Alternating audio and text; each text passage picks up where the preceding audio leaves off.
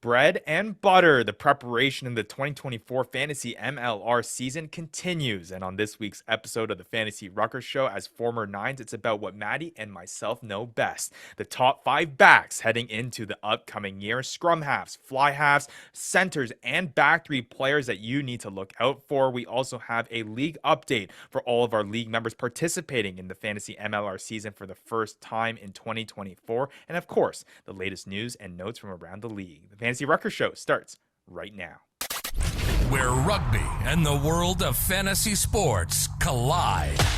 Welcome to the Fantasy Ruckers Show, bringing fantasy rugby to the masses, talking all things rugby from the MLR to leagues around the world. We're on top of it. Headphones on, pads off. This is the Fantasy Ruckers Show. Now, here are your hosts, Ryan Yee, Matt Yee, and Devin Vanderpool. What's up, everybody? This is episode number 95 of the Fantasy Ruckers Show. Thank you so much to our Fantasy Ruckers League members, our community members, and everyone else tagging along on this journey of trying to make fantasy rugby a reality in the MLR. With you, as always, I am Ryan Yee. Matt Yee here with me here on the Fantasy Ruckers Show. And hey, the grind continues, Matty. We're getting into the thick of the Fantasy MLR season. Last episode, we broke down the top 5 forwards heading into this year, or at least who we think are going to be the top 5 forwards heading into this year. And this year, it's our bread and butter. As former Nines who have played, we're talking about some backs here, the point getters, the try scorers. We'll talk about the pretty boys. I don't know, Ryan. If people really saw the results of our last year's rankings, I think they would think that nothing is our bread and butter. But hey, we're vets now in this ranking. This is our second year in, our sophomore year. Yep. We don't know what a sophomore slump is because we had the freshman year slump. Yep.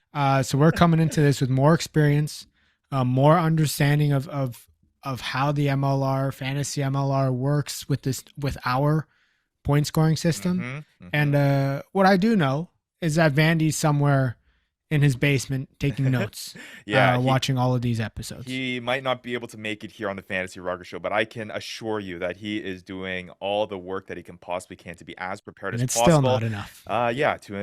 To improve from that 500 record that he got in our main Fantasy Ruckers League last year. But we'll see whether or not. I know for him, he's taking little baby steps here as a Utah Warriors fan. You know, there's only so much that positivity that he can take here. But we're super excited. We're in the thick of the Fantasy MLR preparation, and that continues here on episode number 95. And I gotta say too, I mean, we've been hyping this up for multiple years about trying to expand the Fantasy MLR to as many people as we could possibly get it to, help grow this game, help grow fantasy sports within the world of Major League Rugby, like we say at the top of every single show. And we've taken that first step here, and we've opened it up to the people, and they came a call to action here. And we've had a massive turnout. We've got our leagues going here. Our Discord has been growing. I couldn't be more excited. We'll get into it a little bit more here in the Commissioner Yee's League update coming up. But I couldn't be more excited about the response we've gotten from the people wanting to give Fantasy MLR a go. And we couldn't be more stoked for the season coming up this year. Yeah, and you can just feel the electricity. I mean, especially in the Discord. If you're not already part of the Discord, join it whether you're part of a league or not. But you can get the conversation. You can see the conversation starting to roll. You know, people trying to understand, hey, you know, I saw somebody saying, already telling people how he's going to draft the hookers or how he's going to draft the front rows. And reading that, it was just getting me excited for people to experience what we've been experiencing for the last 2 years. I'm starting to get pretty excited for this upcoming season. And you know, there's a lot of rugby going on right now. So there's a lot to be excited about, and Fantasy MLR still has the top of the cake, I guess. That's not really a saying, but it's got the top of the cake in my eyes for me. Yeah, absolutely. I mean, we got Six Nations going on. Major League Rugby is starting Super in Rugby less than a month's preseason. time. Super Rugby preseason. Yeah, it's a great great time for fantasy rugby around the world, and it's going to be Yeah. Fantasy MLR, all about Fantasy MLR in again less than a month's time, even now with how much talk and chatter and preparation going into it, which is great to see. So again, huge episode in this one. We're talking about the top 5 backs for the upcoming 2024 fantasy season. We got all the latest updates for our league members about what is going on. I got some exciting announcements too for our main Fantasy Ruckers League as well. Of course, going over the latest news and notes from around the league. We got some pretty big news there, and then we'll get into each of the scrum halves, fly halves, centers, and back 3 players that we think are going to absolutely kill it here in the 2024 year. But like we say every single episode, if you are not already, make sure you're giving us a follow on social media at the Fantasy Ruckers. The handle is up above there if you're watching on the YouTube video, down below in the description if you're listening on the pod. Again, we've got a super amount of response here, great amount of support that we couldn't be more grateful for, and we hope to continue growing that. So you can help us out, give us a follow there, like this video, subscribe to us here on the YouTube channel as well. We love to see it grow, and we love to continue to bring you all the good content here to help you out in your journey in trying out Fantasy MLR for the first time. And if all that's not enough for you, again, like Maddie alluded to, you can join our Discord community. Yep. Link to that down below in the description. A lot of good conversation happening there about Fantasy MLR, about MLR as a whole, about Six Nations going on right now. A really great community there that has rapidly grown. I think we're approaching on 100 members here in that Discord. So that's really, really cool to see. And then again, make sure you're checking out the fantasyruckers.com. The website has all the stats and stuff from last season. I've seen a little sneak peek of what it's going to look like this year, which is in the works right now from our great website guru, Oddball Gentleman on our Discord, Alistair Kirschpool. He's working hard here to get things finalized, and you'll want to check that out, and you want to check that during the season as well. So, all right. Well, hey, with that being said, let's get into it, Maddie. Oh, are we going to be starting with this all the time, Ryan? I think we might be. Oh boy. Hear ye, hear ye. Here is Commissioner Yee with a Fantasy Ruckers League update. And I just want to start off this update, at least in this episode, that Maddie, the Supreme Commissioner name, I think is catching on. I've only heard one person call it, and it's only been Steven. Nobody else has called you that. I think Ryan. I've seen and it. Don't lie if somebody else has said it. Don't lie saying that one of the other commissioners called you Supreme, Ryan. It's true. It didn't happen. It's never going to happen. And I don't know. I don't know what you're going for here, Ryan. You want to be Supreme Emperor Palpatine? Like, it sounds go pretty for it. good. Sounds pretty good. But yeah, I guess the first thing to go over here with our Fantasy Ruckers League update is that public sign up for our fantasy leagues is now closed. We're super excited. We had that final call to action here last episode, and we've been trying to curate the final remaining league members over the course of this past week. And now we have it official. We got 4 leagues with 8 players in it here in terms of public leagues, in addition to our main league. And yeah, the people in there are absolutely excited. So we finalized those numbers. We've got commissioners assigned for that. And now you're going to start seeing a little bit of activity there in your respective Discord channels there for each of the leagues. We did have our very first commissioners meeting on Saturday night. What was the council. The council came together. The council came together. I see. The council, you guys all stood with your little projectors showing the projections of yourself. Yep. And you're at the top of the table. Yep. Okay there, Ryan. Yep. That's where the Supreme Commissioner really came I didn't know on. Zoom had that feature. But we were super excited. We got to discuss about kind of what the expectations are for this upcoming season, what the next couple of weeks look like. Basically, what's choked. Yeah. Basically, what's going to happen here this upcoming couple weeks. The first thing here is that your commissioners will be reaching out to you in your league channels and just trying to stir up conversation and just trying to make sure that everyone is active. So make sure you're keeping an eye out for that, and we're making to make sure that everyone is just confirming their participation for this next season coming up here. They're going to finalize draft times. Some of that conversation has already begun in the leagues. They're going to figure out what the best kind of way to do that is for each of the leagues, whether that's a slow draft, whether that's everyone's going to be able to meet up on one night and do that draft in a few hours. All that. Are we doing the draft, Ryan? Oh, well, we're going to have our, of course, annual live stream, Maddie, Oh on boy. our main Fantasy Ruckers League. We knew that that was an absolute blast where it went, I think, 3.5 hours of just gold content. By the end of the night, we were getting a little bit loopy, going 3 hours straight Yeah, Andy live. But was. you'll see that on our YouTube channel. We go live. It's a super fun night for all of our league members. So yeah, again, for our public leagues, you guys will get that all sorted out, and everything like that. So that's super exciting stuff. We'll get to a little bit of main Fantasy Ruckers League news in just a second here. But before we get that, I just want to give everyone an update. I know a big question has been the website, and we kind of alluded to it here at the top of the show, but a website is revamped website is being worked on. What we had last year, it's going to look completely brand new. It's going to look fantastic. There's going to be a lot more features. It's going to look great. I've seen a sneak peek of it in my weekly meetings with our website guru, Alistair Kirsch-Poole, and I couldn't be more excited about it. So that's under wraps. That's getting all figured out here. We're going to get people signed up when that's ready and available. But again, right now, just keep an eye out on Discord. Look out for your messages from your commissioners, who I've told them are kind of like that liaison between me and your leagues and kind of that representative. So anything, new announcements, any directives will be coming down through them through your leagues. Yeah, and I guess there's one final thing here, Matt. There's one final thing, and I want to just mention it, because this is a big one, and this has to do with our main Fantasy Ruckers League. And I'm a nice little announcement here. I'm proud to announce that I will be participating in the Jeez. main Fantasy Ruckers League This for the is- very first time in its history. I've been working. This is the start of coercion, Ryan. This is the start of where things start getting rigged.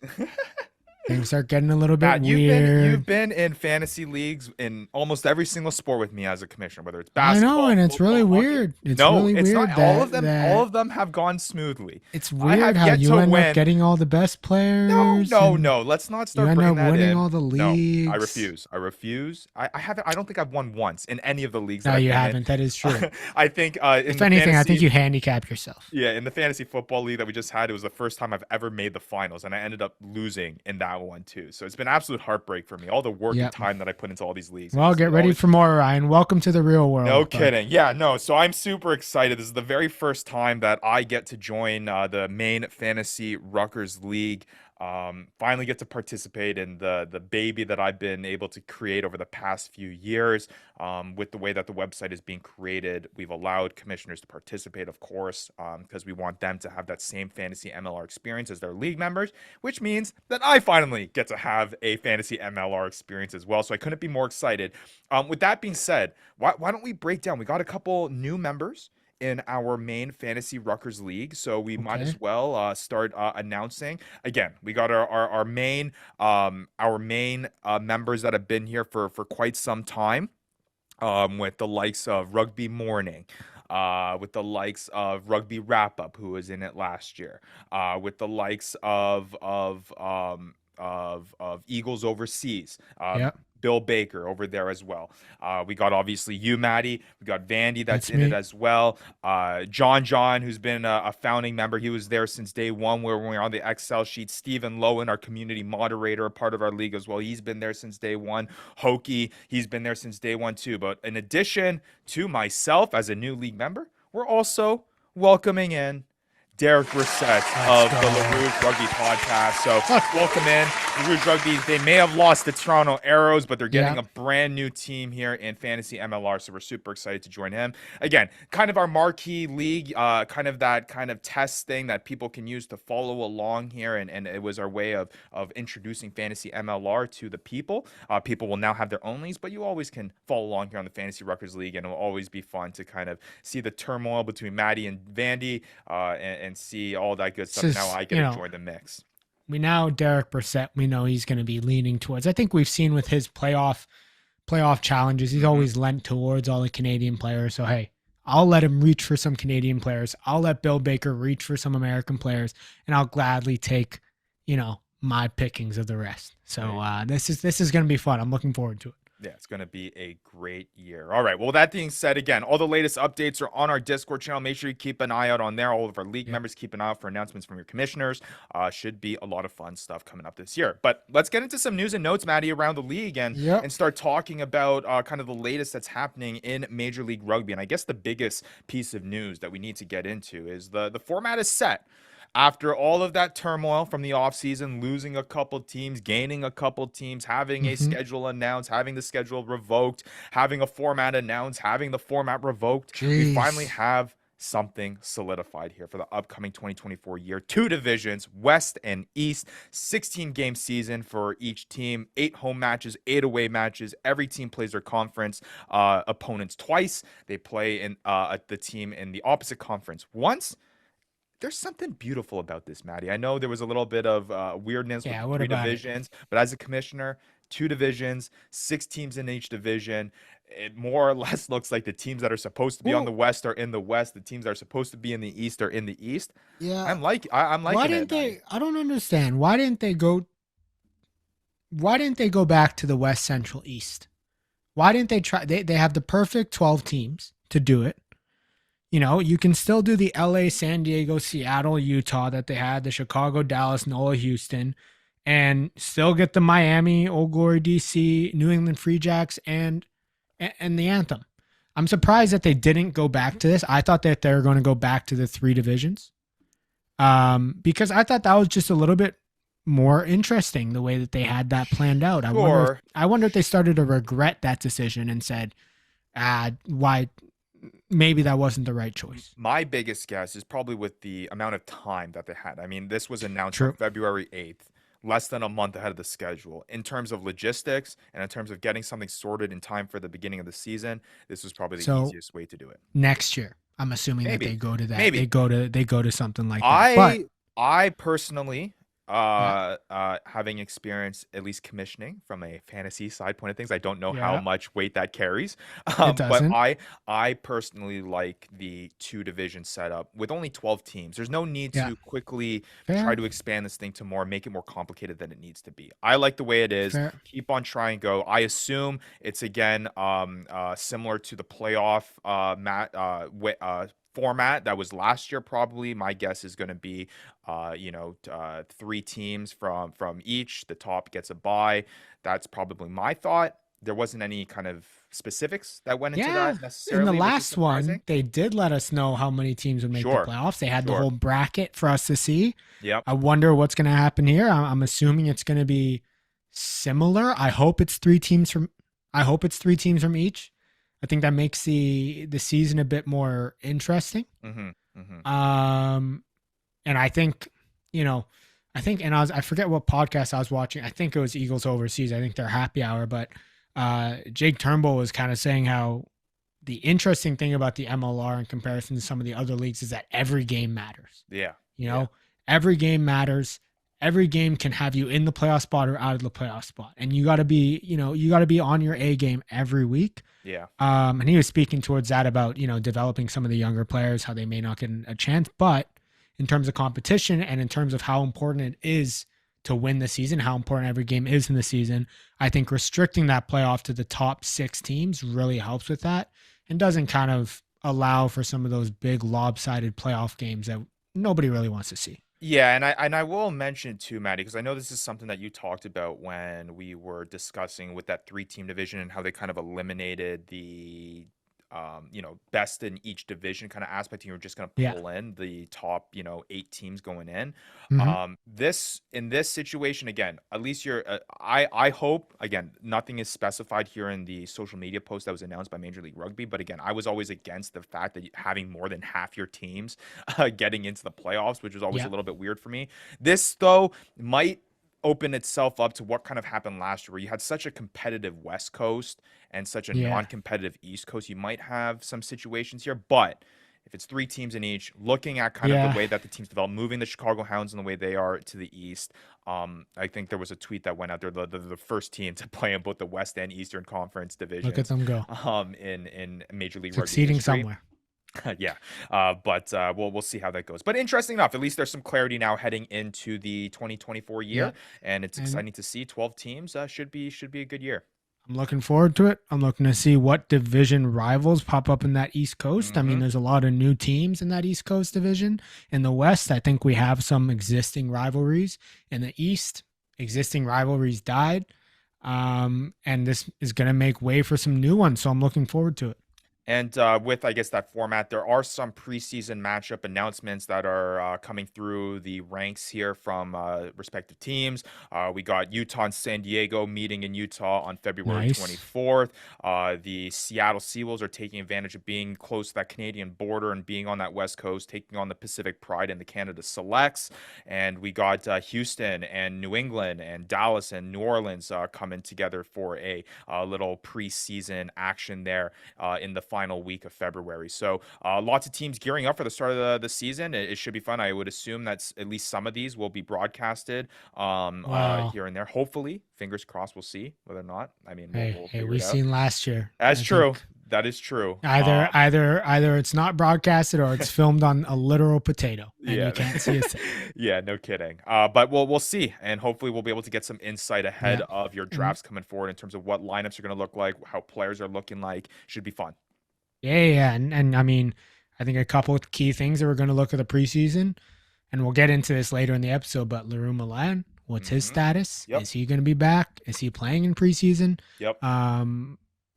So we'll find out there. And then, yeah, Ryan, like you said, I mean, we're going to see some of the starting lineups, who's there, just the way that they play guys in these preseason games kind of gives you an inkling of who might be part of that, starting group who've already solidified their spot.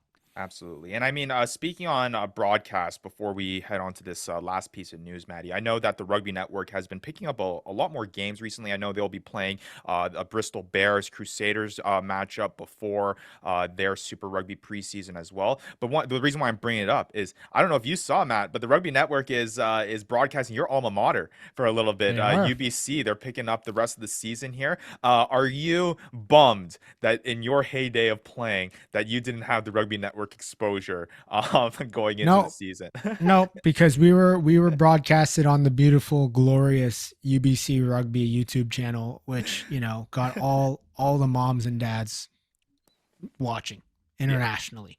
So not bummed at all.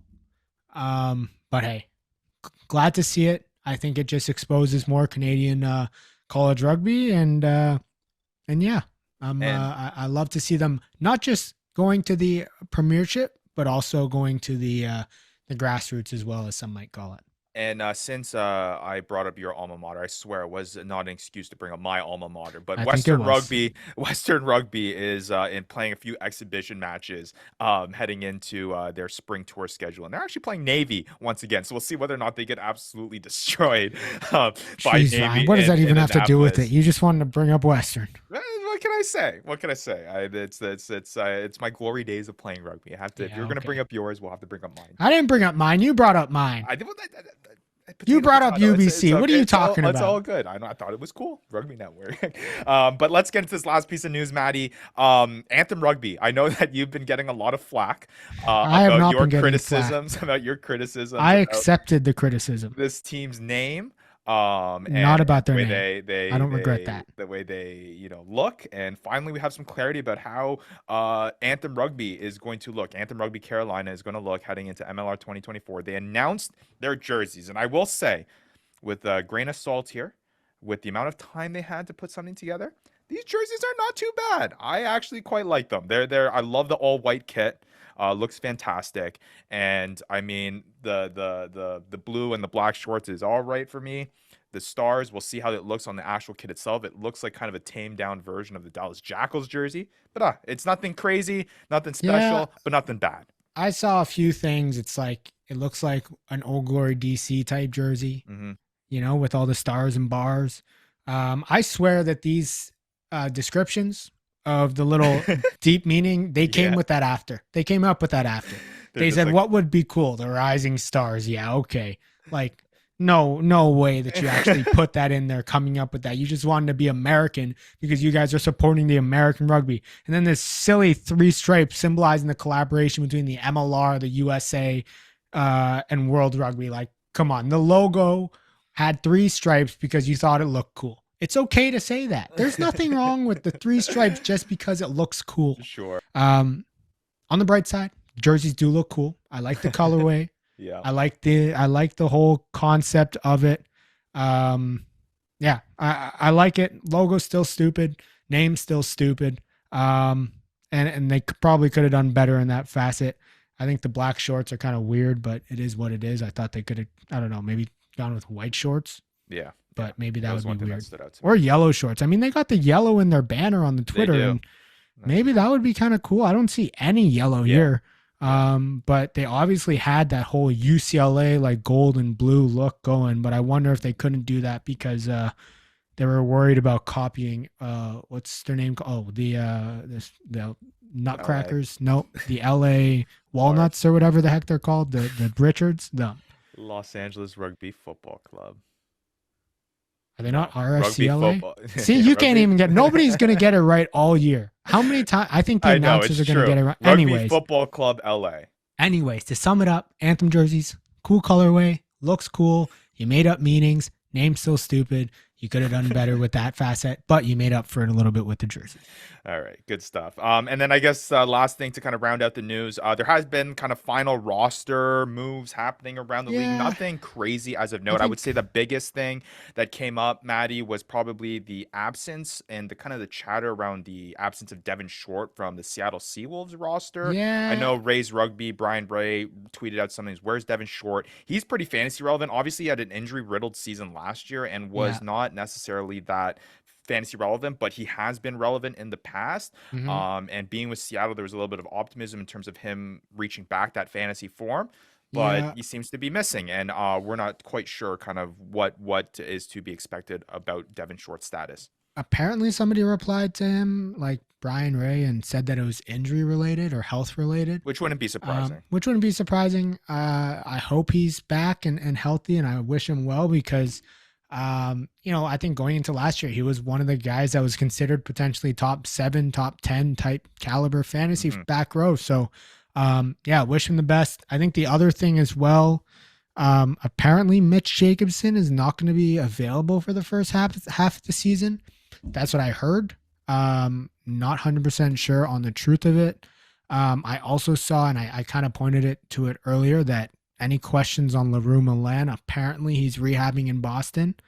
Apparently, the Jacks Rangers had him in the projected starting lineup. I know we'll get into it later, but just to throw that out there. So they're pretty close to the Free Jacks. So I kind of trust the sources that they have or any inklings that they have. But teams are really they're in preseason. I think they're in week 2. They're going into week 3 of their preseason. They're getting the rosters finalized. The teams are gelling. They're getting their systems in place, and they're getting ready for the games, for the preseason games. So not surprised that it's getting a little quiet now. I expect it to be probably quiet surrounding the roster side of things, probably until that whole deadline or that faux deadline comes up, where a bunch of international signings are going to come in.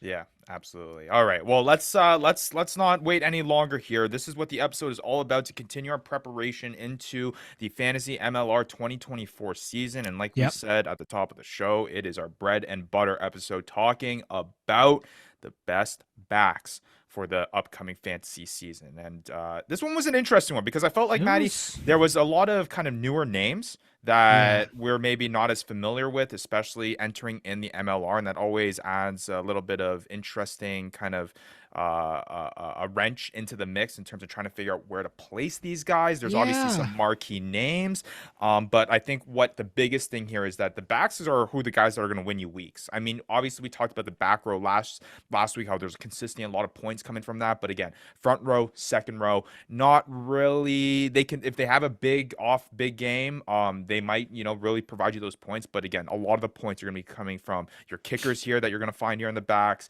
your centers that are going to get you the tackles and the meters gained, and obviously your try scorers in the back 3. So these are some important names that we'll be going through here in our top 5s.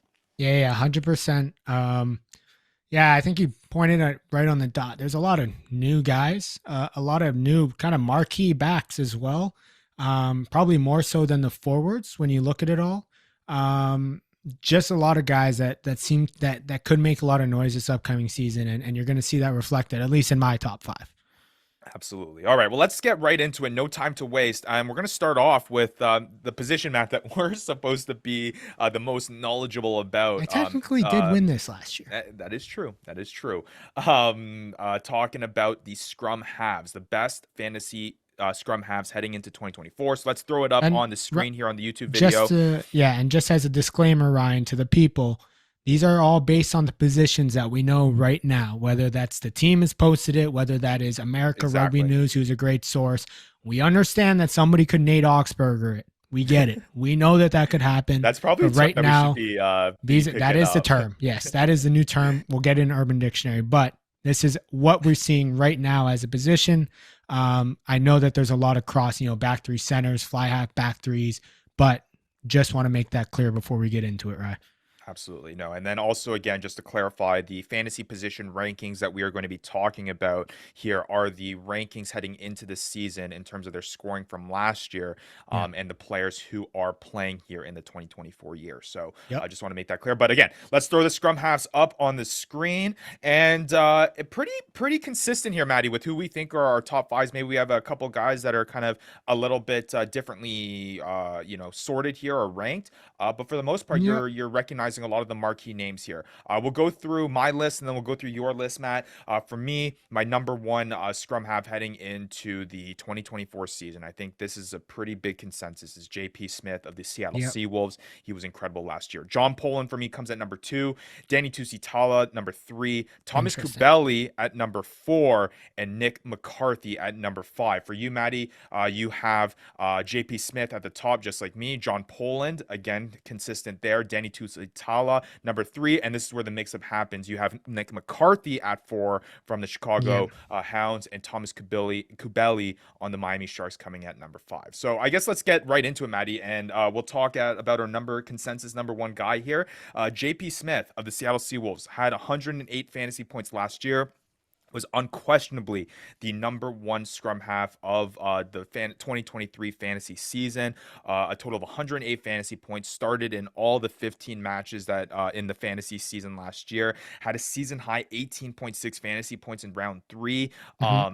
Meters gained, try assists, had the tackles too, 3 tries on the season. Was just really a 9 that was the most fantasy relevant, and just interjected himself in a lot of the categories that just gives you that extra oomph and that extra amount of points, whether that was that 62 meters gain game in round 3, had a 56 meters gain game in round 14, gets those try assists. He's just an overall solid player that's pretty consistent for you at the scrum half position that we typically describe, that fantasy managers will begin to learn, is pretty inconsistent at getting you points. Yeah. And look, JP Smith has now been, I think, top of the table essentially, or top 2, top 3 in the past every year that we've done fantasy. And I think I can't see that consistency changing. I mean, you look at the competition in the room, they clearly see him as a number 1 scrum half. Ryan Reese is the backup. I don't see him getting too many minutes this year. I think JP Smith is going to dominate that and continue to kind of be the guy that just plays essentially 80 minutes. And then the other thing is, yes, we can look at the offensive side, but one thing about JP Smith, and you brought it up, Ryan, is the tackles.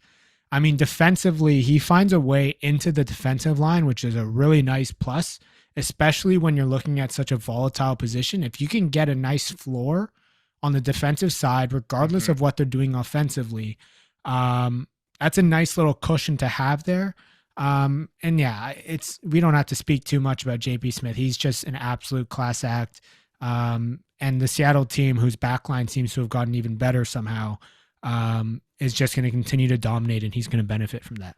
Yeah, and I mean, he was averaging around, I would say, 6 to 8 tackles, a season high 10 tackles in round 8. So again, at a position like the scrum half where you're just hoping that he's able to get 3 points around, for him to have the floor of those tackles to get him to that point, and then if he adds a try assist, being on a solid offense with Seattle, has that ability to get those meters gained as well, plays that full 80 minutes, which I think is a very underlying stat, Maddie, that JP Smith was able to get last year, where a lot of the 9s were getting subbed out within that 60 minutes minute mark, he was getting that bonus. JP Smith is I think as sure of a lock to be the number one scrum half into 2024 as confident as I can be in terms of naming him that. So again, JP Smith should once again just be an absolute dominant 9, and the fantasy manager who owns him in your league will be very, very happy to have that kind of advantage at that scrum half position, having a guy like JP Smith. All right, coming at number 2, both of us have John Poland of the New England Free Jacks at number 2. Poland, I mean, for me at least, and Matt, you can kind of dive into it. For me, it's just wanting a piece of this New England Free Jacks offense. And Poland is nothing, I would say, special from the 9 position. It's not like he necessarily gets a crazy amount of tackles like what JP Smith does. He has that ability to kind of get those meters gained. He's had those games, 71 meters gained in round 4, 51 in round 9. He only played and started in 11 of the matches, so even at that point, he was still pretty top tier, finishing off as the scrum half number 2 heading into the season. But again, that margin between JP Smith and him was probably those 4 matches that he played in. But he's going to get those try assists being a part of the New England Free Jacks and that offense and that explosive offense there. You know, John Poland is pretty solid. He's almost like a poor man's version of JP Smith, I would say. Yeah, I mean, I don't know if I fully agree. I think that he has offensive ability himself, and I think he's a big part of that New England Free Jack offense. And yeah, I think he got hurt in one of the games last year. I don't think, I just think that he's going to have an even better year this year. And he's going to continue to be a big part of that New England Free Jack offense. Yeah, maybe it doesn't show up in the meters gained or in some of the areas that JP Smith does, but you look at some of the try scoring ability as well. Like, he has an offensive ability that translates really well to fantasy, and we've seen that in the past couple of years. That is true. I mean, 6 tries on the season, double what JP Smith was able to get. So again, he's looking for space there, and we'll see whether or not he can take that next step up. Has a healthy season, and is able to kind of catch up on the JP Smith. I mean, I'd be happy with having John Poland on my side. I mean, quite happy. If we're talking about try scoring ability and offensive capability, we got to go to number 3. Yeah, a guy who had a rough year last year, who was not what we expected. He was scrum half 1 going into last season. Yeah. After an incredible 2022 season. Danny Tusitala. Danny Tusitala. Both of us have him at number 3. He was drafted with the 4th overall pick heading into the 2023 year. One of our busts of the year. One of our busts of the year. And I mean, there was so much hype around it. I mean, you talk about guys that attack the line, you talk about guys that can get the meters gained, that can get that tries. That was Danny Tusitala. I mean, he was so electric in 2022. Something happened in 23 about that offense where he just was not attacking as much, and he had a down year, and he did not pay off on that 4th overall pick that he was drafted in ahead of 2023. And look, let's not, he wasn't bad out of overall, right? I mean, he was what? 90.9 fantasy points, 1.9 or 1.3. Yeah, going into this season, he's a scrum half 3. He really had, 1 point less than John Poland, under 1 point less. But he played 4 more matches.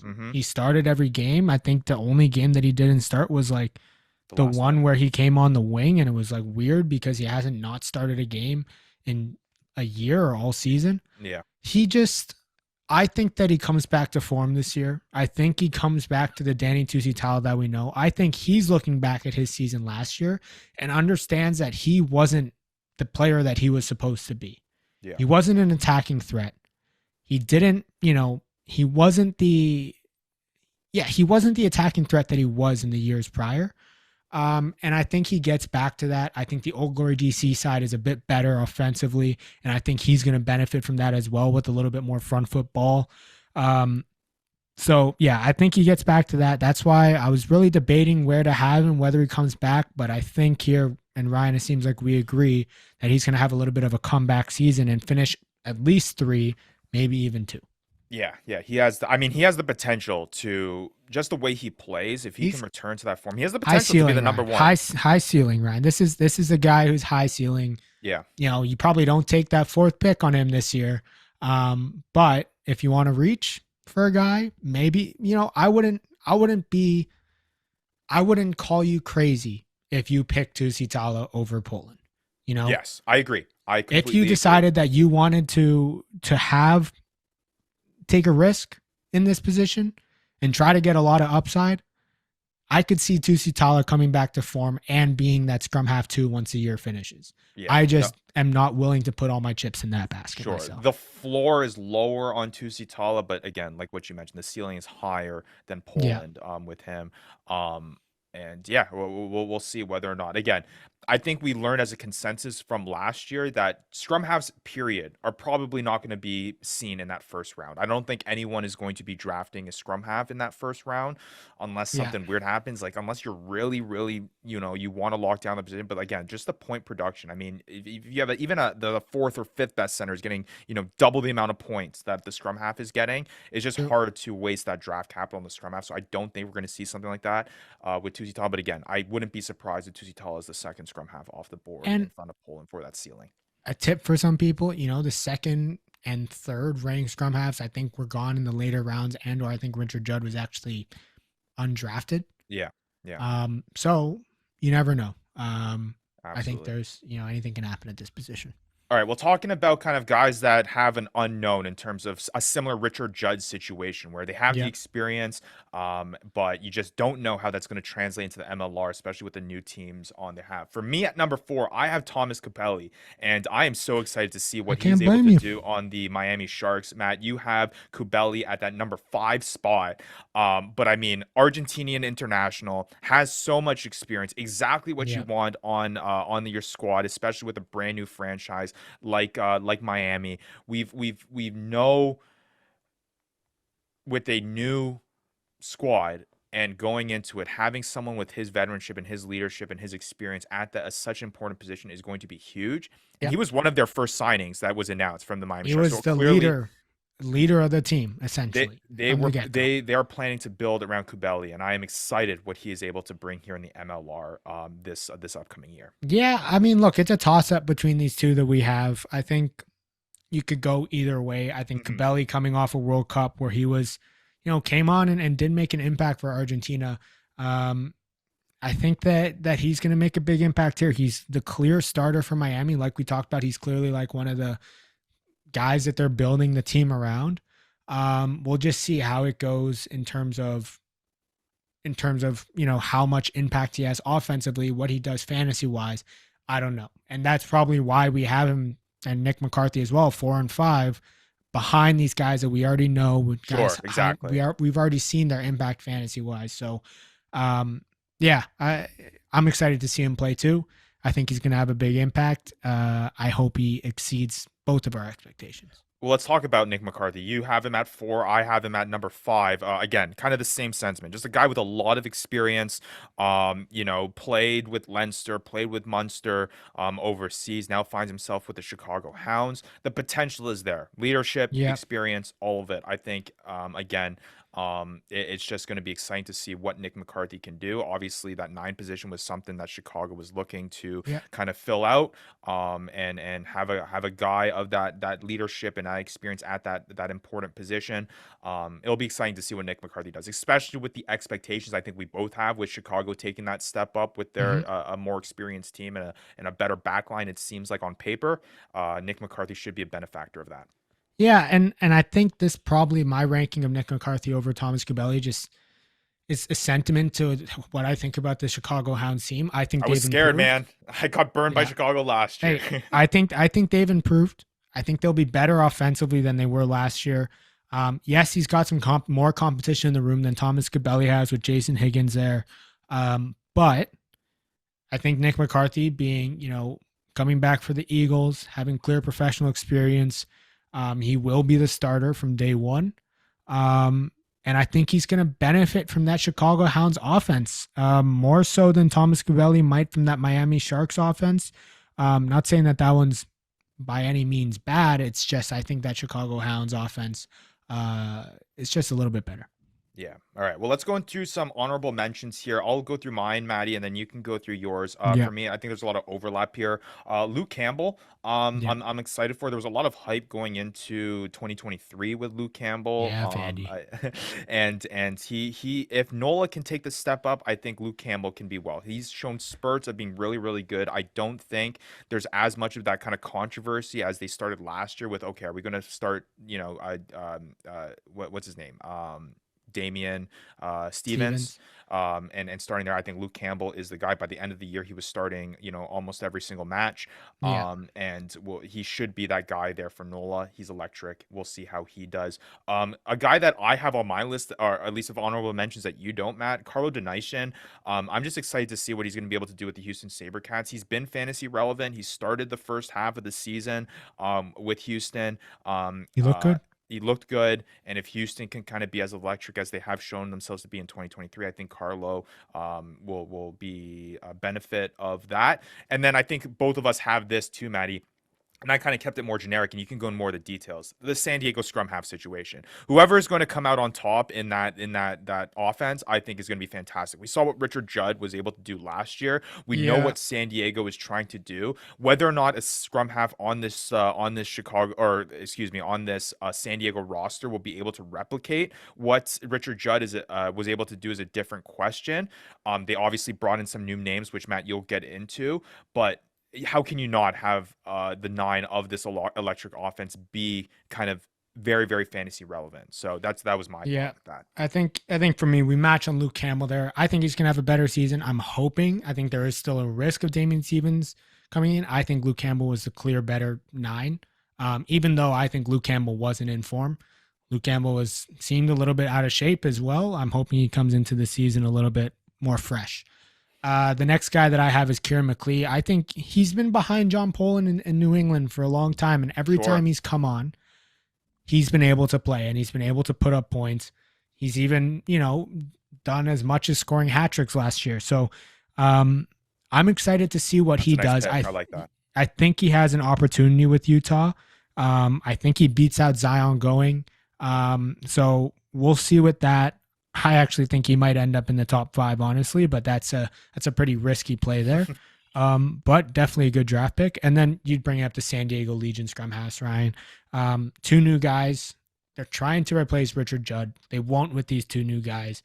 I think the difference between Richard Judd and Nick Duffy and Connor Tupai, who they brought in, Richard Judd is the reason that offense was so good.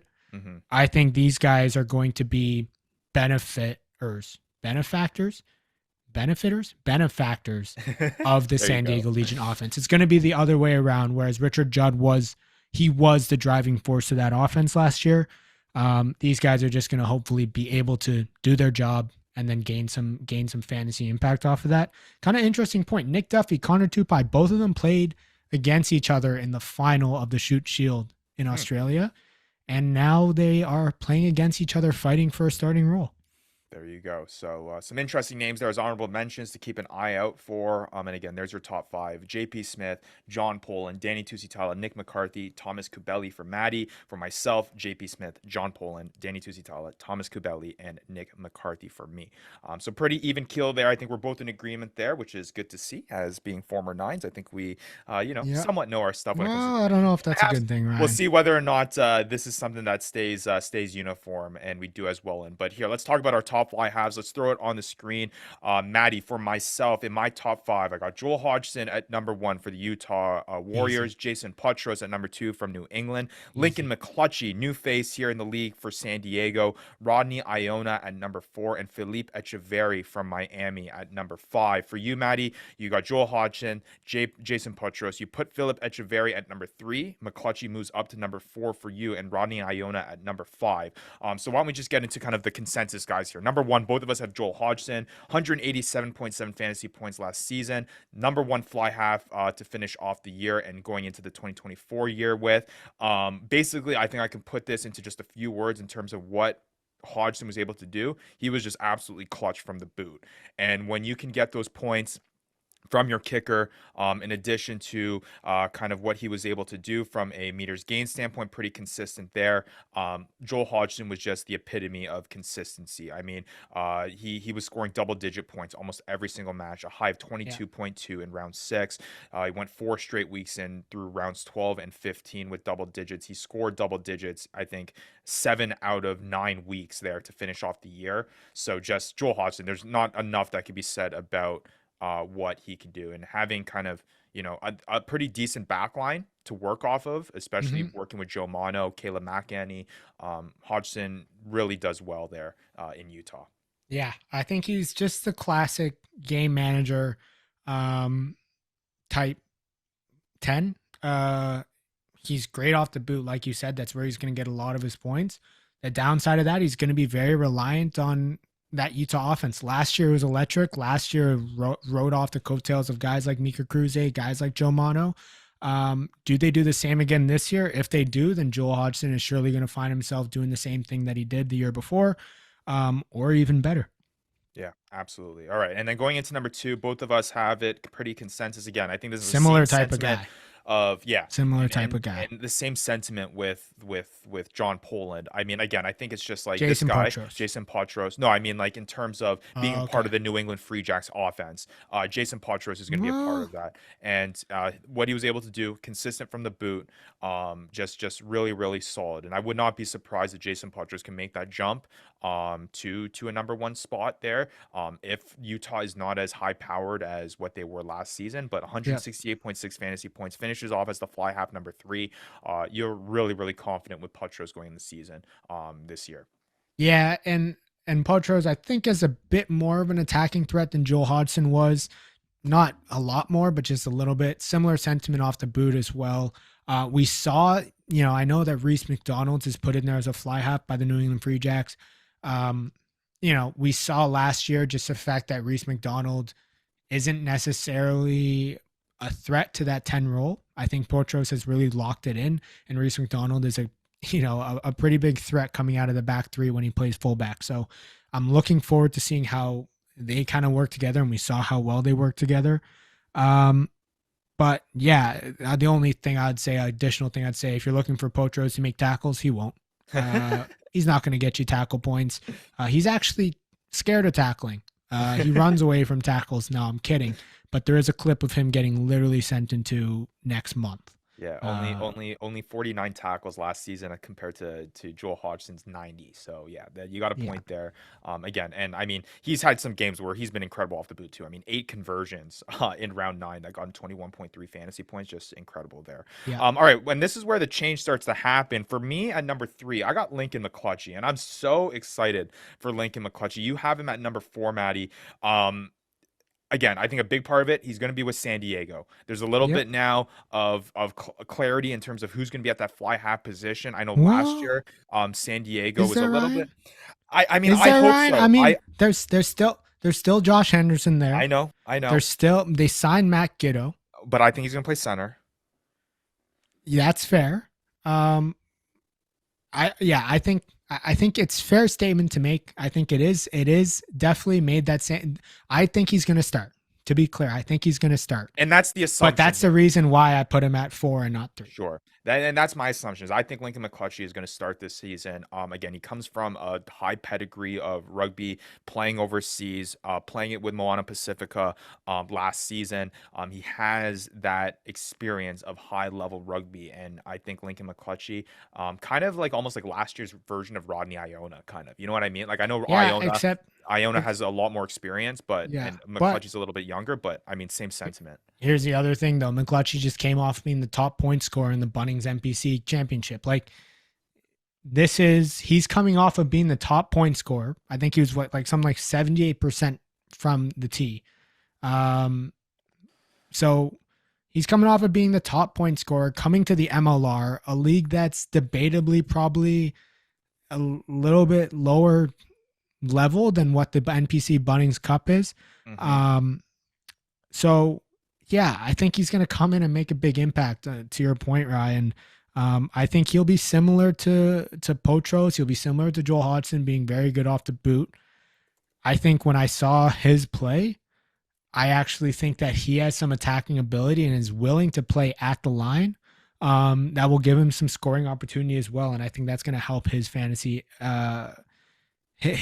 value. The only thing for me is like, how many games is Matt Giddo going to play at 10? How many games are they going to give Henderson at 10? You know, is McClutchy going to be the guy at that role? The guy who's going to be like, he's starting no matter what? Yeah.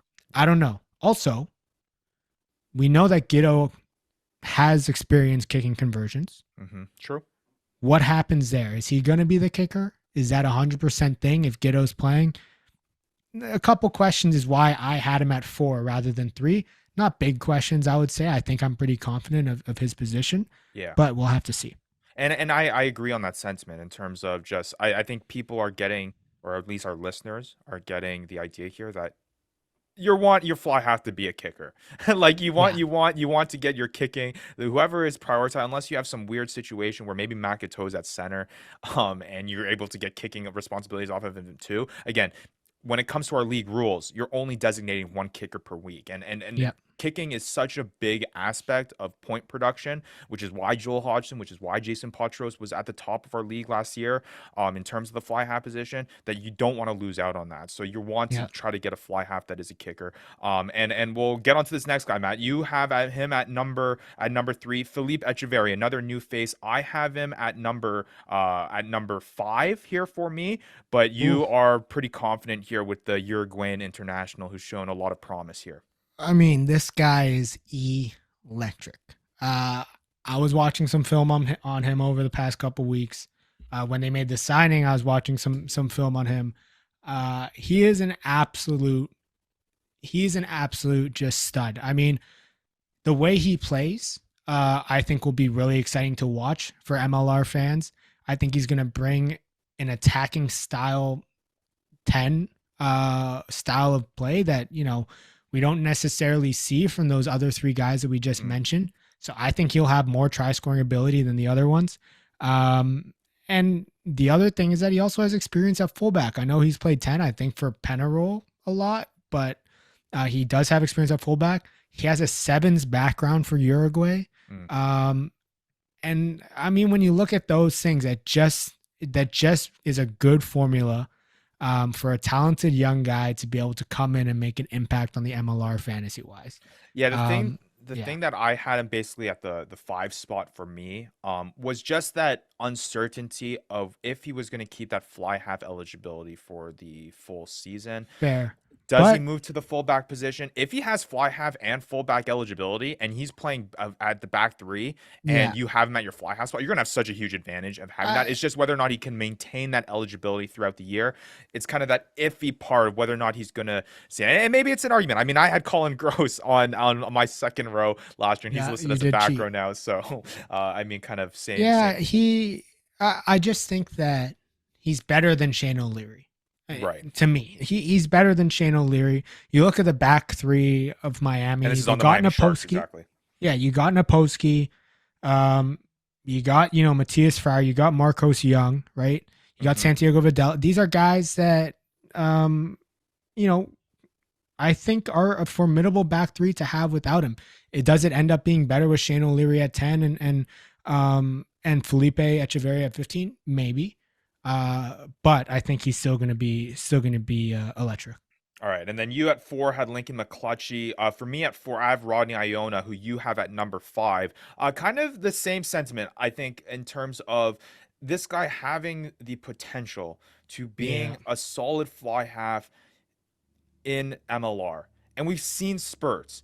32.6 fantasy points in round 4. 2 tries, 117 meters gained on top of 4 conversion kicks and a penalty kick. Like, not many fly halves are getting you 32 fantasy points. Rodney Iona has that ability to do that. The thing is we saw what happened with him and why he dropped to our fly half number 4 on the season. And we were so high on him going into the 2023 year was just Nola fell flat. And he was a person that kind of got hurt by that. Can Nola take that step up? Can Rodney Iona continue to do Rodney Iona things? If that's the case, I wouldn't be surprised if Iona jumps up to the top 3. Not at all. He has the ability to, I would say, even be at the number 1. It really just depends on how good Nola is going to be in Yeah, in this 2024 and I year. think they've gotten better. They've gotten better, Ryan, for sure. I worry with consistency with him. Sure. I think he had games where he just didn't play well. I remember vividly some games where he was just aimlessly kicking the ball away. Aimlessly kicking the ball away doesn't bode well for our fantasy rugby. If you're kicking Sure. the ball away and it's not helping your offense, it doesn't help anybody in the realm of Nola Gold fantasy wise. So that's why I got him at number 5. I do think he's going to step up though. I do think he's going to do well this year and do better than he did last year. I don't know if he's going to be on the level of necessarily the Joel Hodgson or Jason Potros. All right. Well, let's recap again. Maddie, you have Joel Hodgson at 1, Jason Potros at 2, Philippe Echeverry at number Nice. 3, Lincoln McClutchy at 4, Rodney Iona at 5 for me. Hodgson, Potros, McClutchy, Iona, Echeverry to round it out. Just some kind of honorable mentions now before we get into our centers, the real big point producers there for Fantasy Worlds. Just a couple names to keep an eye out for. I mean, Jason Robertson, he's made a big Yeah. impact in the past for Old Glory DC. He's a staple name there.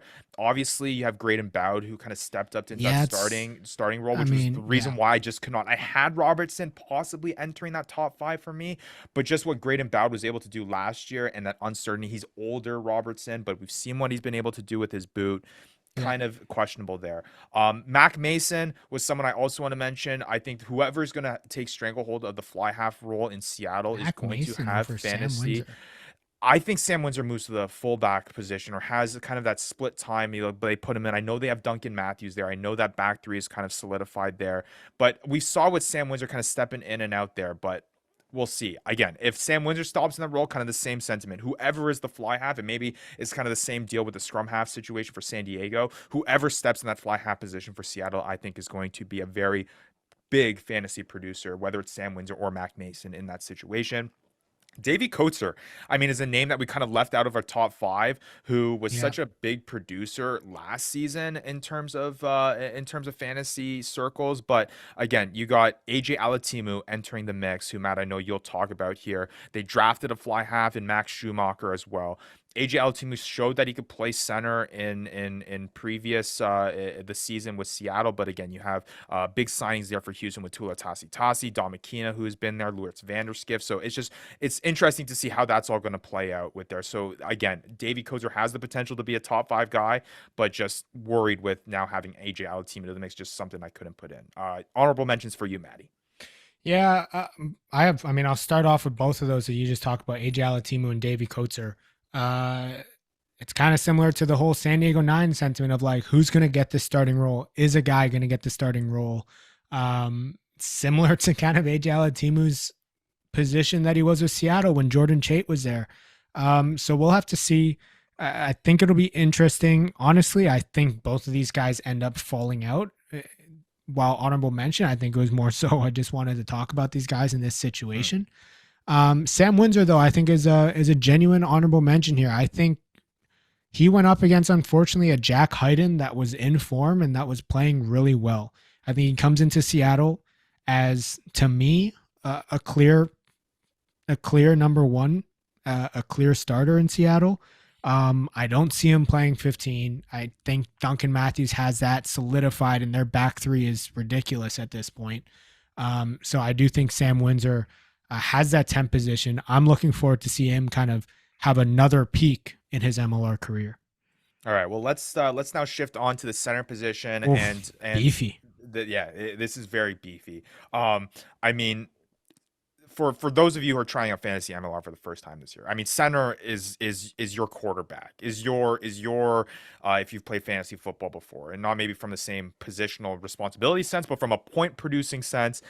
That's what the center is. Tackles, meters gained, try scoring potential. It has it all. And that's where you're going to get a lot of your points. The center position is going to be just kind of like similar to the back rows with regards to the forwards. The center position is going to be your anchor from your back point production standpoint, and even as your point production standpoint as a whole. So a really big thing there. So let's throw it up on the screen.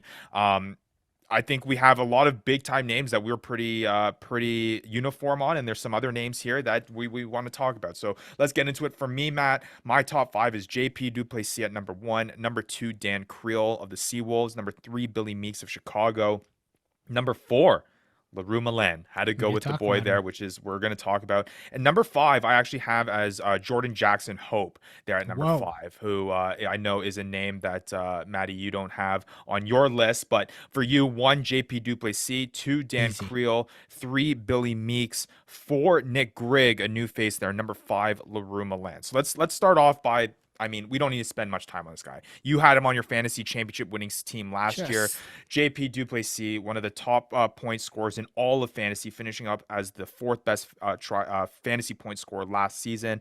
Finishes off as the best center, 204.2 fantasy points. JP Duplessis is electric. 3 straight games between rounds 10 and 12 of getting 22 or more fantasy points. Had 4 performances all year long where he exceeded the 20 fantasy point mark. I mean, 1,000+ meters gained, 129 tackles, 15 breakdown steals, which I know you're going to get into, Matt, and 7 tries on the season. JP Duplessis is exactly what you want at the center position. yeah. I mean, he's just ridiculous at the breakdown, and he's the fact that he was able to put up these types of points on an offense that was pretty meh for most of the year. I know they had their, I think, 5-game stretch where they did well, but yeah, I think the NOLA offense gets better. I think he gets more front foot ball. He gets quicker ball, and that's just going to lead to more line breaks for him, and just benefiting off of all of that, all of that improvement. So I'm looking forward to it. I think he actually exceeds what he did last year and does Which is even crazy better. to think about. Yeah, which is crazy to think. And the fact that he's not just offensively a threat, a try-scoring threat, not just meters gained, but a try-scoring threat. And on defense, the way that he's able to just get his head into breakdowns constantly, it's a big help. It's a big help. And yeah, he's a clear number 1 for me. Absolutely. All right. Now going into number 2, this was like pretty much consensus number 2. I mean, if Yeah. you weren't going to get JP Duplessis, you were going to want to get Dan Creel of the Seattle Yeah. Seawolves. 200.4 fantasy points. And I think the difference between JP Duplessis and Dan Creel is really that breakdown steals category and that ability for JP Duplessis to really have those explosive games. But that does not mean Dan Creel can't get it. But Dan Creel is just the epitome of consistency. I mean, he Meters is gained going is to stupid. guarantee you double-digit fantasy points. I mean, only 3 performances all year long in the 14 matches that he started and played in did he get below double digits. 2 of those were just shy of it at 8.8 and 9.4. Yeah. So, I mean, this guy was not busting for you. You were going to get double-digit fantasy points from him. I see what you did there. But to go back on track, Matt, you sicko. To go back on track here, I mean, it was funny because when we were going through the season last year, like Dan Creel wasn't even like popping off on our list. You know what I mean? Like, because we're so used to the way that he is. We're so used to his consistency. We're it's so incredible. used to what he does. Yeah. The fact Yeah. that this year, Ryan, we will recognize Dan Creel more for the offensive threat that he is and the offensive staple that he is for the Seattle offense. Now it'll be interesting to see. I know this is going to be one of the guys on our list here in terms of a guy that's entering the mix in there. I don't think that's going to have as big of a bill because Dan Creel does what Dan Creel does, and he's going to get your meters gained. He's going to do what he's got to do. Again, finishing off as the 2nd best center, pretty incredible stuff. Anything more that you got to say about Dan Creel? I mean, it's just it explains itself. No. His numbers. Let's move on to the old Billy. All right, Billy Billy Goat. Meeks coming at number 3 for both of us. Again, we were so high on Billy Meeks heading into the 2023 year. Yeah. He was the unquestionable best fantasy player in 2022 And for the Giltinis. Goes to 2023. Boo. The Chicago Hounds takes a little bit of a step back, not as great of a year, but once Billy Meeks picked up form, Billy Meeks was doing Billy Meeks things. I mean, he didn't have that potential. 22.7 was his high in round 9, but he went 10 straight weeks scoring double-digit points. Yeah. Didn't even appear in the first 3 rounds. and he was able to finish off as the third best center in all of fantasy. He was ready to be the top center off the board last year until we found out that he had visa issues that would make him miss the first 3 weeks or whatever the heck happened. And he came in and he was on a Chicago offense that stunk. Like they couldn't finish. They weren't a great team last year, and he still found a way to score points with 3 less games than the rest of the guys. Yep. The fact that the Chicago offense has gotten better, the fact that the Chicago team has gotten better, and he's going to have a full season. He's already there at training camp. He's going to have a full season looking good in those Chicago Hounds jerseys.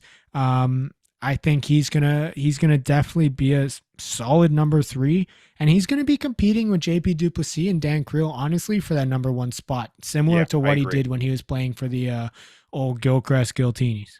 I agree, absolutely. Yeah, it should be exciting to see. Again, I would not be surprised at the end of the year if he ends up being the best center of the year, because he's shown that before. He's done it.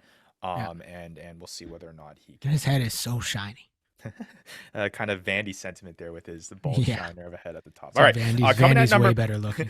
Yeah, there we go. Coming in at number 4, but not as fast moving though. Not as big lips either.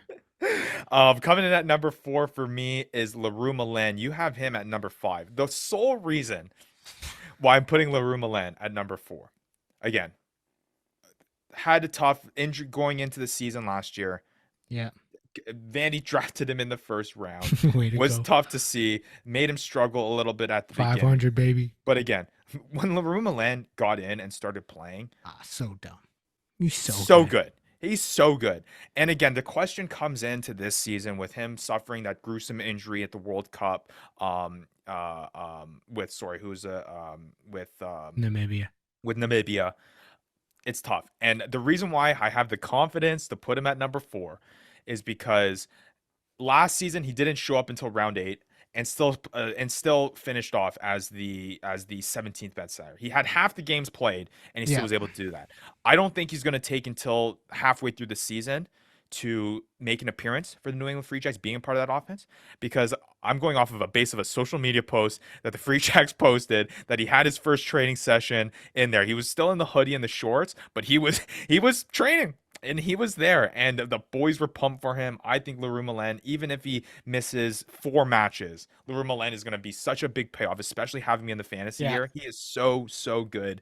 I'm excited to see what the best center on what is one of the best offenses the MLR is able to do with even more matches played than what he was able to do in 2023. Yeah, and he's in Boston. He's rehabbing there apparently. He's obviously in the pictures, but he's there. He's clearly healthy enough to be able to be with the boys and training. I think that's a big sign. I think he actually ends up starting the season. You know, maybe he misses the first game, but I think he ends up starting the season. I know the Jacks Rangers, who are very inside that Free Jacks building, has him starting the season as well. So yeah, I have him at 5 simply because there's questions. He's good. I mean, it's not even honestly questions. It's just the sentiment that I have about Nick Grigg. Okay, well, why don't we get into Nick Grigg then? You have him at number 4. Look, tell me about Nick Grigg. Leroux Milan's dope, and he was unreal. He was unreal in the 8 games he played. And yes, Ryan, he's on the New England Free Jack offense. But Nick Grigg, Ryan, he is a fridge. This man is John Ryberg, but with rugby skills. And he's coming from Glasgow. I mean, I know last year he was on that championship team with Hawke's Bay and playing with Lincoln McClutchy. And my goodness, this guy looks like a prop playing at 13. It is so silly watching him play and watching him break the line, watching him make tackles, not just offensively, but defensively. I think he's a threat. I think he's going to fit with this Miami offense really well. I think they're going to utilize him a lot. I mean, you look at that center room. I think he's clearly the best center in that room. I think they're going to use him as like a hard runner as well a lot of the time. And I'm looking forward to the impact that he can make. But anybody watching, just look up. I don't even know which game it was, but man, I think it was facing like Counties Manukau or something last year. But this guy is a straight fridge. He is a bowling ball. He is, you know, that thing you have for Ryberg with the thighs with eyeballs. Right? He is that. He is the better version of that. And that's why I'm high on Nick Grigg. And that's why I have him. I think he's going to be a stud this year. Yeah, all right. And now rounding out again, top five, you have LaRue Milan at 5. I actually have Jordan Jackson Hope and at number 5. And the reason why I have it there is because again, I'm really expecting Nola to take a step up here, and he's shown spurts of pretty consistent play. I mean, to start off the year, he was solid. Matt, I think you had him on your team. I mean, to start off the year, 5 out of 6 matches, he hit double-digit fantasy points. He just really never had that explosive game. He had 22 points in round 12, and then it was injury stuff. He didn't make an appearance after round 13. And I think again, if Nola takes that step up, I know JP Duplessis is gonna to maybe cut into a little bit of that production a little bit, but we've seen it happen where both of them can have very good games. And if Nola Gold takes that step up, like you're predicting, Matt, I think Jordan Jackson Hope has shown what he can do in the past. He has that experience, he has that pedigree in the past. I think Jordan Jackson Hope will able to be jumping into that top 5 spot. I think that's perfectly fair. I got nothing to say against that. I was hesitant on putting him in there. It's tough having a top center and then also having him perform as well. But they did that for a portion of the season. Jordan Jackson Hope, I think at one point was outperforming JP Duplessis. And I was getting worried. And I was getting worried that, hey, my draft pick of JP Duplessis was not the right one. But no, I think that's a great pick at 5. I think Nola Gold is going to be better, like you said. And I think he is going to benefit off that and having a full season. All right, and some honorable mentions to go through. And people are going to think we're insane for not mentioning this name in our top 5. I know. I believe me, I was trying to find a way to get K-Train. I couldn't. and into the top 5. I was trying so hard, but to Vita Kuradani, obviously joining the Seattle Seawolves this offseason, the question for me, Matt, we've seen this. We've seen this with Ma'ananu. We've seen this with Ma'ananu. A big part was with the New York Ironworkers last year when they had all those big names, Tay Walden, things like that. Just having the consistent of having him in the lineup on a regular basis. We've seen it with Dan Creel, and we know that he's going to play. How much is K-Train going to play? This is probably the biggest question for me in the whole center thing. If he plays every single match, he could be what burns us this season. K-Train could finish off as a top 5 center, no question at all. Yeah, the question is, how much is he going to play? Look, even if it's two different styles in some ways. I personally think Dan Creel isn't necessarily going to be the impact. I think actually it's going to be Creel and Kuradani. Kuradani goes at 13. I think the question is, what happens with him and Lopetti? I mean, do they have questions in terms of domestic players in cases where they're okay with playing Lopetti and that's the position that they wanted to play? Does Kuradani want to rest a bit more this year? I don't know. I mean, we've seen Nanu play majority of the season. We've seen him essentially not rest at all.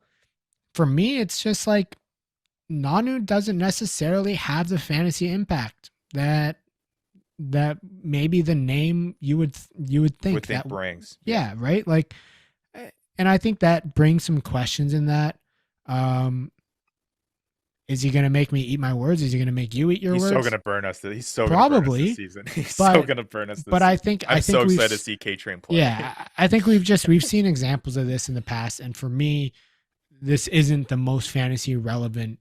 This isn't what breaks into the top 5. Sure. And I think we're both aligned on that. But he's up there to where we got to mention it. We got to say it.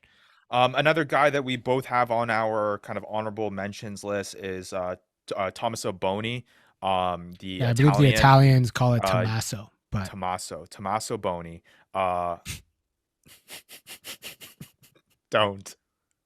Don't stop it, man. It's all good. Tommaso Boni. Bone who? Yeah.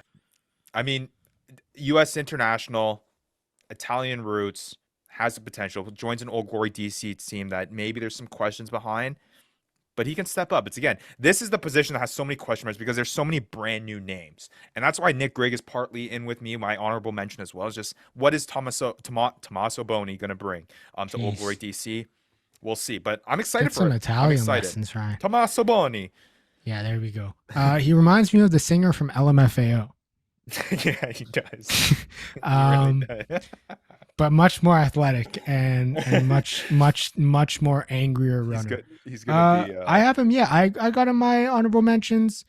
I think watching some film on him offensively. He's okay. I don't think he has the same impact. I think defensively, he's going to get in a lot of breakdowns.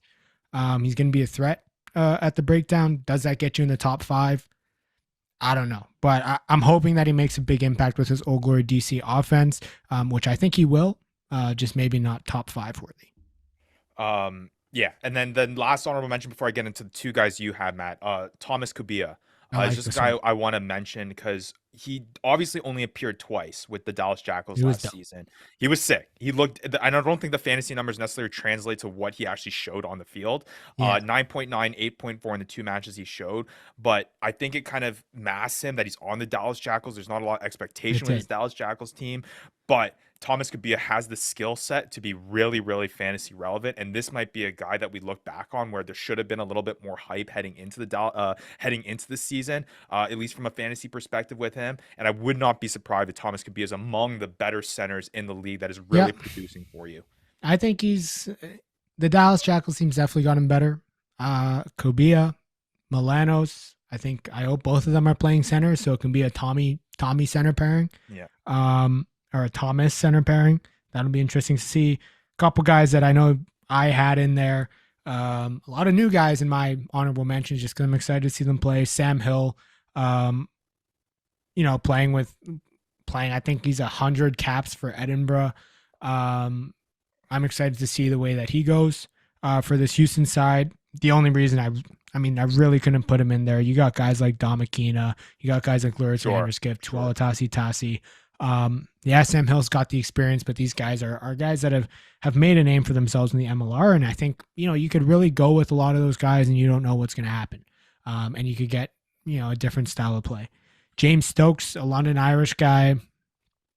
LA, I think he's starting for LA. I see him starting with Jason Emery.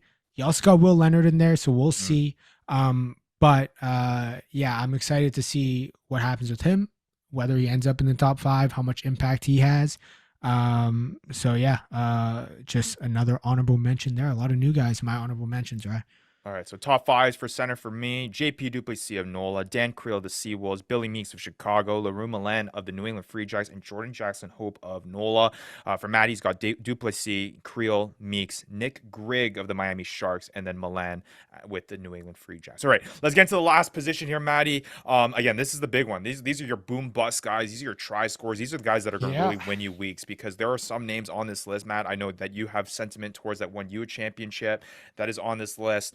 So it's exciting stuff here. These are the guys that are going to have those explosive 35, 40-point games that are going to just lock down a fantasy matchup for you. So let's get into it. Let's throw it up on the screen.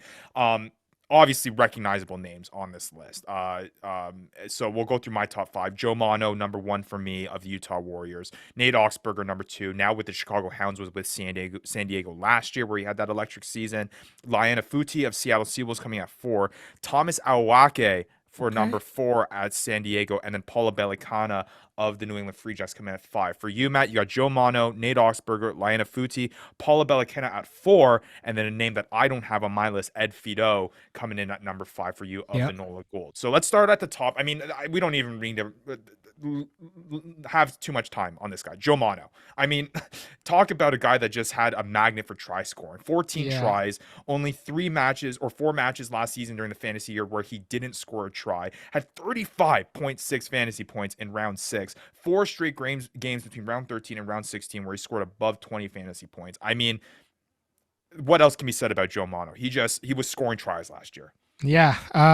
And he followed it up his season with a debut for the Eagles and scoring a hat trick. Mm-hmm. So look, he can do it on all the stages. Number 1 fantasy scorer in fantasy rugby last season, 246.7 fantasy points. Yeah. I don't have anything else to say. He's going to continue to ride off and carry this Utah offense. The only thing that worries me is if there's an Ed Fido effect here, right? Ed Fido drafted number 1 last season. And overall, because of what he was able to do with the New York Iron Workers. But again, I think Joe Mano has shown it long enough. He's been with the Utah Warriors, even when they're not being, he's just so good. And then the fact that he does that with the US Eagles, everything, just Mano is just, you can't. I would argue that New York Iron Workers decided that they weren't going to give Ed Fido the ball. They Right. weren't going to run their offense through him. And when they did, we saw success. I think Joe Mano isn't as much reliant on that. He relies on get me, I'll be here on the wing and I'll get the ball and I'll be here for the scoring opportunity, or he'll create something out of nothing like we've seen him do so many times. So Right. I don't think that he's as reliant on the game style as Ed Fido is, which kind of points to why Ed Fido is going to be in my top 5. But yeah, Joe Mano, I don't see as much risk with that. I think he's a safe top pick once he goes number 1. And again, in most drafts. nearly 20 more fantasy points than the next Yeah. guy in total fantasy point scoring, every single MLR player. Like, I mean, how do you not put that guy number 1 on your list? Coming in at number 2, that we're both on consensus on, huge part of your championship winning team last season, Matt, Nate Augsburger. Won't be any Nate Augsburger effect this year, because obviously coming in as what would have been a 9 last year. We'll see whether or not. I don't know. We'll see where he kind of fits in with Chicago. There's a chance. There's a chance he goes back. There's a chance. Look, I think we both agree that the Chicago offense, even now, is not as good as what that San Diego Legion offense was last year. Sure. The only reason why I still have him at 2 is that Nate Augsburger is the type of player that creates, creates for himself. He will come off the wing and he finds the ball. He will go to the ball and find and create opportunities for himself. And even when it looks like he doesn't have any space, he finds a way to do something with it. So I think the Chicago offense has gotten better for sure. And I think he's gonna enjoy that. And I think he's gonna be a highlight of this offense, where maybe you can argue that with the San Diego Legion offense, he missed out on some opportunity because he wasn't necessarily the highlight of it. Right. And I mean, 27.6 fantasy points in round 7, 151 meters gained, a try, 5 tackles, 2 try assists in that match. I mean, he went 7 straight games scoring double-digit points, scoring no lower than 12.3. 9 out of 10 matches, he scored double digits. You add in a 17.2 performance in round 11.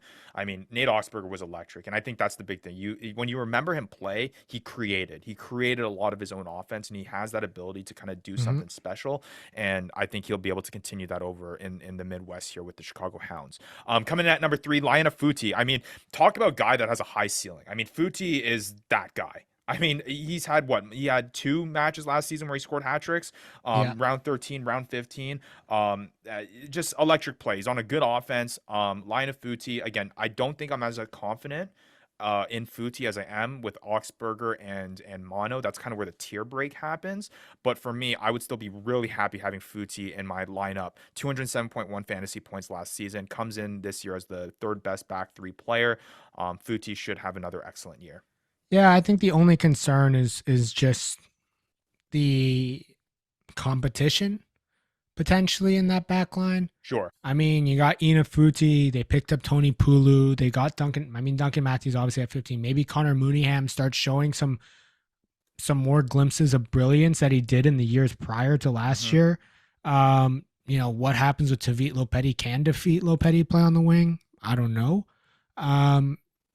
So yeah, it'll be interesting, but all in all, I think he's a pretty safe bet at that number 3 spot. Just doesn't have as much of assurance as the Nate Augsburgers and the Joe Manos of the world. All right, and coming in at number 4, this is where our differences happen, Matt. You have Paula Bellicana coming at number 4. I have him at number 5. Again, part of it being a part of the New England Free Jacks offense, he's going to be a benefactor of that. 193.3 fantasy points last season. He was kind of that guy that did nothing crazy special, but being a part of New England, Bellicana is going to be another pretty solid pick and as much of a sure thing as you can get in terms of point production here. I mean, he finished off the season with 8 straight matches of being in double-digit fantasy points. A season high 20.3, just never had that, or excuse me, season high 20.6 in round 9. Just never had that like explosive like 27, 30-point match that like Augsburger or Mono had. Like he was just electric and consistent. Yeah, and I think that's why I have him at 4. I think he's just going to continue to be that consistent guy who finds a way into the end. I mean, the sentiment that we had about him was that he always found himself in the right spot to score a try, whether that's off of Potro's crossfield kick, whether that was off, just finishing off a set piece player, finishing off a after catching a pass and finishing it in the end zone. He was just there. And then you look at, I think the back three is fairly obvious in what it's going to look like. I think you got Paula Balakena. I think you got Reese McDonald out the back, and you got Mitch Wilson. And I think I think it's just easy for me to see that, look, Balakena is going to be starting. Balakena is going to get the minutes, and he's a clear one of the top back threes on that side. All right, and coming in at number 4 for me, Thomas Awake. He's a Ooh. guy that I am very excited for this season. I mean, you're talking about being on which is a high expectation San Diego offense. Yeah. Thomas Awake, departure of Nate Oxberger. For San Diego to be successful, they're going to have to go through Awake. And he's going to be a guy that's going to, I think, score more tries than what he did last year. He finished off the season with 3 straight 20-point matchups. 20.5, 24.2, 21, where he scored 1 try, 2 tries, 2 tries. Not many players can do that in the league, and I think Awake has the potential to be here in this top 5. He scores try. He scored 9 last season. He missed the part of the year, where I believe with injury during the middle portion of the year. If he can have a full year season, and start more than 13 matches that he played in last year, and he could really exceed that 186.6 point total, which I think brings him to that upper echelon of player, and he can break that top 5. I'm excited for Awake. Yeah. And look, he's gonna be the best. I'm looking at it now, of him and Mikey Teo, probably the 2 best back 3 on that side. It's no longer a Nate Oxberger show. Is it going to be the Thomas Awake show? I don't know. The only concern with him that I really had is that I think that offense takes a step back this year. I don't think they're going to be as good. And mind you, they will be still one of the top 3 offenses. I just don't know if they're going to be as good as they were last year. I think we'll realize how big of a loss Richard Judd and Nate Oxberger are going to be for that offense. So that's the reason why I didn't really have him in mind. All right, and then for 5, I had Paulo Balakena. Matt, for 5 for you, Ed Fido. Look, he had a down year. He was one of the biggest busts of the year last year. But now he's moving to a side that I think is going to have the offense that's going to suit him. They're going to get front foot forward ball. They're going to be able to get him quick ball, and he's going to be able to capitalize on that, break the line, and do what he does best, and that's finishing and breaking tackles. So I think he's going to go back to the Ed Fido of old. For this one, it was a really tight one between him and Axel Muller, a new winger, a new back 3 coming into Old Glory DC. Both of them are similar body types. I mean, Axel Muller is huge, absolutely huge. And the only thing that really sealed it for me was the fact that I think Nola's going to be better than Old Glory DC this year. And I think Ed Fido is going to be a big part of that, and Ed Fido is going to benefit off of that as well. Yeah, absolutely. I agree with you. It was hard to leave Ed Fido off the list, but I'm just really, really excited. He's my next guy that's in that area. But I think it's fair. Like, I think you're worried because nobody expected the year that he had last year. Right. And you just don't know. You don't know what's going to happen. Yeah, new team. A lot of question marks there. So should be interesting. All right, let's get into kind of our honorable mentions. Both of us that we wanted to mention was Caleb McEnany. I mean, this guy's been so consistent when it comes to fantasy MLR for Utah for such a long time. Again, not try scoring ability, but just like meters gained from that fullback position. He also kicks sometimes, which is kind of a useful tool to have if you are out of a kicker one week and you maybe need to rely on Caleb McEnany to hop in there. But I mean, pretty consistent. Again, kind of like the Dan Creel version of the back 3, where you just like really didn't. Like, he didn't pop off the page for you, but once you looked into his numbers and between round 10 and 16, double-digit fantasy points, a season-high 20.1 in round 16, 147 meters gained, a try assist, and 3 tackles. Didn't even have a try that match, and he exceeded 20 points. So that just shows you what Caleb McEnany can do. Again, I think he has the potential to hit the top 5. He just doesn't score tries, and that's not what he did last year. So we'll see whether or not, but he's just consistent because of that meters gained number. Yep. Yeah, no, I think he's definitely a potential guy who's going to sneak his way into that top 5. All right, and then before we go into some of the new names that you had on your list, I want to throw in Andrew Coe there as well, and it's not just because Okay. he's a friend of the show, Andrew Coe, but we've seen what Andrew Coe has been able to do in the past. New York had a down year, and he still scored 168.6 fantasy points. I mean, he went 4 straight games where he scored a try, for the New York for a down New York Ironworkers team. We saw what he was able to do the year before with a successful team.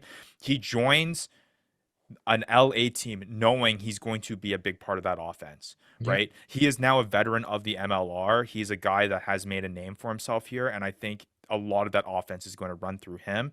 And I think with what he's shown in the past, that ability to get triple meters gain numbers, Yep. I mean, there's not many players that can have 4 different matches in a season of 20 plus points or more. And that's what Andrew Coe can do. And I think you're And going to eliminate that discrepancy of points not being on an inconsistent Ironworkers team from last year.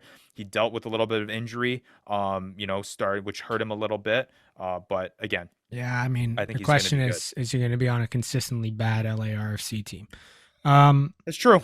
It's true. but he's the clear leader of that back three. I think that's a fair pick, and we've seen him at his peak form, and he is, top 5, top 10 caliber for sure.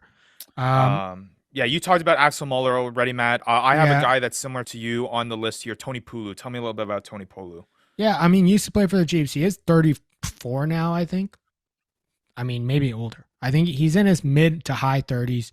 That's why I have him as a uh as an honorable mention. We'll see how he fits in this back line. I think that he'll be kind of that power back, that guy who brings the size on the wing counter to Inafuti. So it'll be interesting. I think he has a chance to potentially make a pretty big impact. It's just a kind of a risky play. You're not really knowing where he's going to fit into the lineup. Yep. And then I'm going to bring up a guy, Damian Hoyland, and add a correction. I said Sam Hill when we were talking about the centers. Played for Edinburgh. Damian Hoyland played for Edinburgh. Sam Hill played for Exeter. Did get 100 caps for Exeter. So correction there. Damian Hoyland, Edinburgh, winger. Played for them last year. Is pretty electric on the wing there. I think it's him and Axel Muller that are going to be the 2 starting wings. It's clear, and if OGDC can make a big offensive step up, I think both of these guys are going to benefit from him. So I'd be excited to see how they both go. And then my other one was Caleb McEnany, which we've already talked about and you already All right. touched on. So top 5 here for our back 3 players for Maddie, Joe Mono of Utah, Nate Oxberger for Chicago, Lion Futi for Seattle, Paula Belicana for New England Free Jacks, and Ed Fido for NOLA. For me, Joe Mono, Oxberger, Futi, Awake from San Diego, and then Belicana to finish off the top 5 for the New England Free Jacks. So there are your top 5 backs. It's a long one, 4 positions to get through there, but Yep. hopefully that all that prep work is going to help out to point out some names for your upcoming drafts in a few weeks time. Again, we couldn't be more excited. Just breaking down these lists, Maddie, it's a lot of fun. Just the excitement surrounding some guys that you're going to have on your list that you really want to have. Obviously you have a little bit of personal sentiment towards some of them, especially Yeah. being in this, Maddie, for a long time. And some of these brand new guys, just like talking about K-Train, talking about some of these brand new guys that haven't Greg, Axel Muller, just guys that you don't know what can be, but it could be, everything. Well, it's exciting to see. Yep. And I'm looking forward to when we post these for somebody pointing out maybe a guy that we missed, maybe somebody Absolutely. who they would rank differently. And that's just the beauty of fantasy. And the beauty of fantasy MLR is just trying to predict the unknown. And there are so many angles that you could go at it.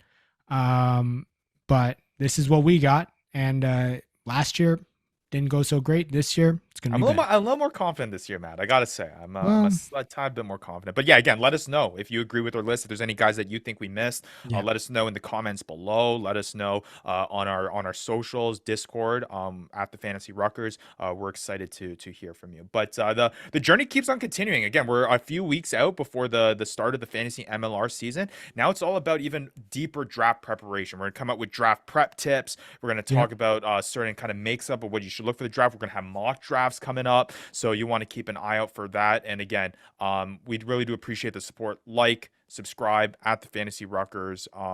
We really do appreciate it. We're so excited for the feedback that we've gotten, the numbers that we've received for this upcoming Fantasy MLR year. I think it's going to be a whole lot of fun. Yeah. I couldn't agree more. And I'm excited to get deeper into this whole draft and, start sharing what I've been preparing. All right. Well, stay tuned. Again, lots more to come in the coming weeks. You'll want to hear it first here on the Fantasy Ruckers Show to get you prepared for the Fantasy MLR 2024 season. For Matt Yee, for myself, Ryan Yee, Devin Vanderpool will be back as well. We'll see you next time on the Fantasy Ruckers Show. You stink, Vandy. You've been listening to the Fantasy Ruckers Show, bringing fantasy rugby to the masses, covering everything rugby from the MLR and beyond. We hope you enjoyed the show. Make sure to like, rate, and review, and be sure to tell all your friends. We'll be back soon, but in the meantime, connect with us on social media at the Fantasy Ruckers. Till next time, this is the Fantasy Ruckers Show, signing off.